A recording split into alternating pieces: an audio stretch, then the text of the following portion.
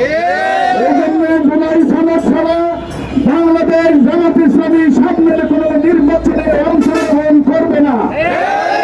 এবং আমাদের এই জুলাই আন্দোলনে প্রায় 2000 ছাত্র জনতার শাহাদাতের বিনিময়ে এবং 30,000 ছাত্র জনতার রক্তের বিনিময়ে এই স্বাধীনতা অর্জন হয়েছে। আগামী দিনে নতুন বাংলাদেশ গড়তে হলে জুলাই সনদ দিতে হবে এবং আগামী যে নির্বাচন আছে সেই নির্বাচন ফেয়ার পদ্ধতিতেই হতে হবে। এবার হবে দাঁড়িপাল্লার বাংলাদেশ, সকল দেশের সকল দলের দেখা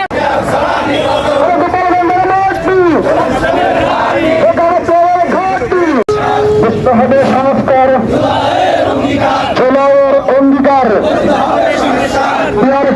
গত 53 বছরের বাংলাদেশের ইতিহাসে এই সমস্ত রাজনৈতিক দল ক্ষমতায় এসেছে, তারা বারবার জনগণের সাথে ওয়াদা করে সেই ওয়াদা কোনো আলাদাদেরকে ছাড়া কোন নির্বাচন আমরা মানব না। একটা কেন্দ্রে পাহারা বসাইতে হবে, কোন লুটেরা যেন ভোট লুট করতে না পারে। আমাদের পক্ষ থেকে সবাইকে একত্রভাবে নির্বাচন অংশগ্রহণ আমরা একসাথে করবো। সবাই দাঁড়িপাল্লা বাড়িতে একসাথে সবাই মিলে ভোট দিয়ে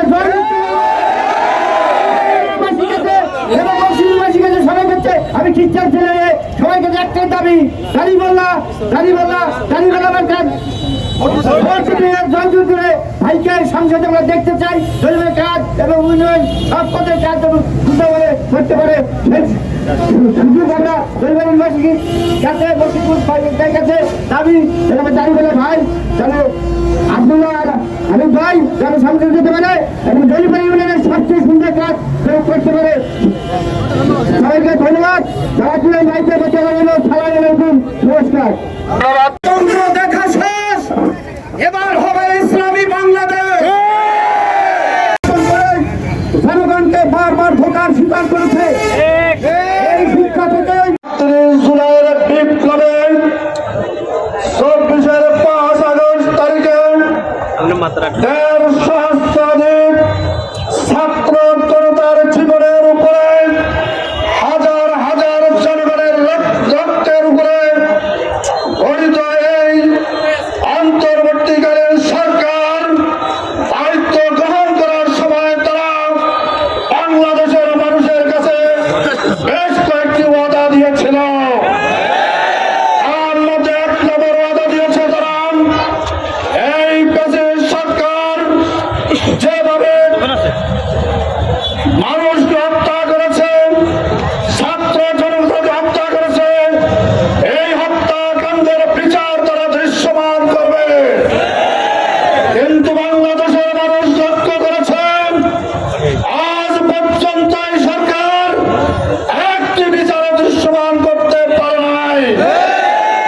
আমরা আজকে দাবি জানাচ্ছি, আপনাদেরকে মনে রাখতে হবে আপনারা কিন্তু রক্তের উপরে করা এই বাংলাদেশের ফ্যাসিস্টের বিচার করার ওয়াদা দিয়ে আপনারা এই সরকারের কাজ শুরু করেছেন।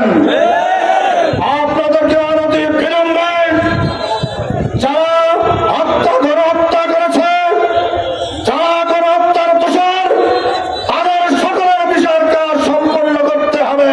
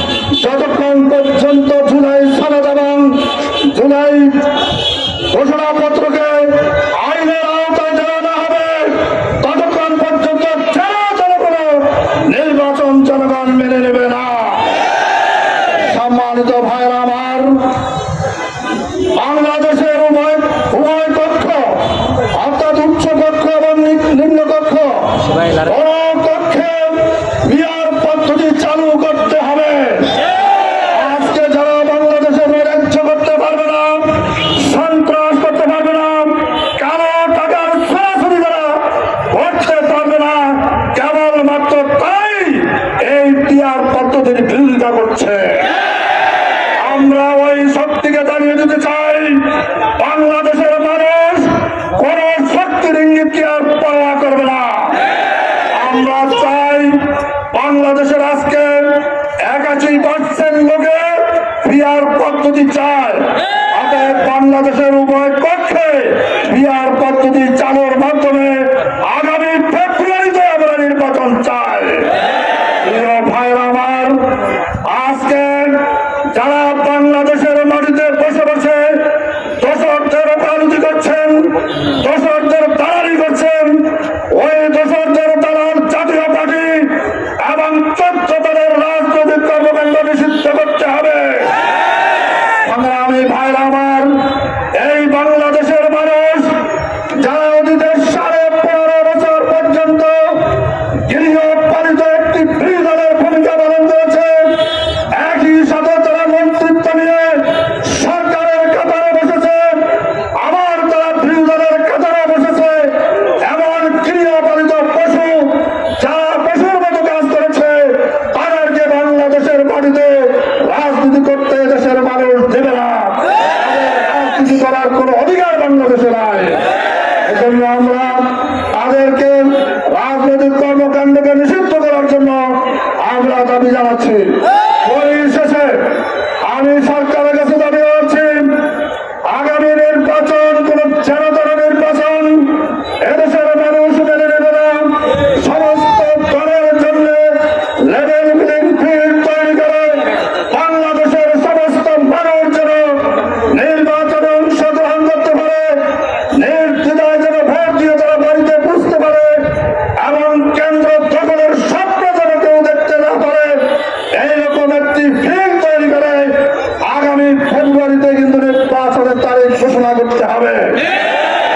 আর শেষ আমি জানাতে চাই, আপনাদেরকে স্মরণ রাখতে হবে, আপনারা রক্তের উপরে গড়া সরকার, মানুষের জীবনের উপরে গড়া সরকার, অসংখ্য ছাত্র জনতার আজকে অঙ্গহানির উপরে আপনারা সরকার।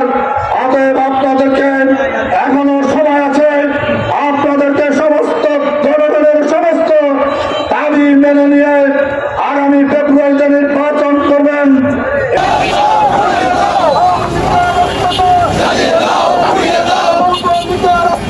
চালিয়ে